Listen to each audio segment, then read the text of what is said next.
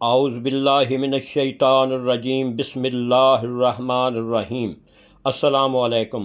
تو سامعین، آپ دیکھ رہے ہیں یوٹیوب چینل صفدر اسٹوڈیو 7 اور میں محمد صفدر۔ تو جو آج کی ہماری ویڈیو ہے، حضرت آدم و حوا کی زندگی کا نیا دور، وجہ تسمیہ، القاب، کنیت و قد و قامت۔ تو آج کی ویڈیو کا آغاز کرتے ہیں کہ مورخین کا بیان ہے کہ حضرت آدم اور حوا ساری زمین کی ملکیت حاصل کرنے کے بعد نہایت آرام اور چین کی زندگی بسر کرنے لگے۔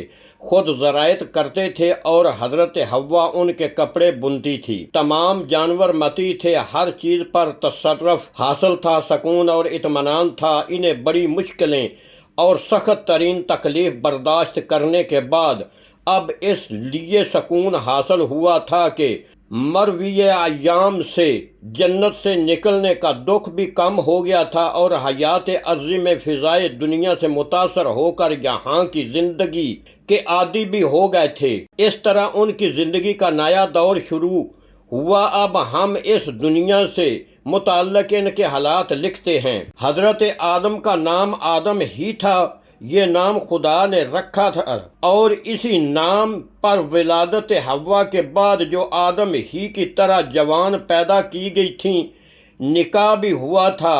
حوا کا نام بھی حوا ہی ہے، یہ نام بھی خدا نے رکھا تھا۔ قرآن مجید میں ان دونوں کا تذکرہ انہی ناموں سے مرقوم ہے۔ آدم کو آدم اور حوا کو حوا کیوں کہا گیا، اس کے متعلق عرض ہے: لا آدم چونکہ عدیم ارض یعنی روئے زمین کی خاک سے بنائے گئے تھے، اس لیے ان کا نام آدم رکھا گیا، اور حوا چونکہ حی زندہ کی بچی ہوئی تعمیری مٹی سے پیدا کی گئی تھی، جیسا کہ بحار الانوار لباب التاویل عجائب القصص میں ہے۔ اسی لیے انہیں حوا کہا گیا ہے۔ یہی وجہ ہے کہ حدیث میں آیا ہے: مردوں کی توجہ کا مرکز زمین ہے اور عورتوں کی توجہ کا مرکز مرد ہوتا ہے، یعنی مرد کا تمام تر تعلق زمین سے ہے اور عورت کا تعلق مرد سے ہے۔ مرد زمین کو چاہتا ہے، اسے استعمال کرتا ہے، اسے جوتتا اور اس میں بوتا ہے، اس پر عمارتیں بناتا ہے، اس کی خرید و فروخت کرتا ہے۔ مشہور ہے کہ وہ زر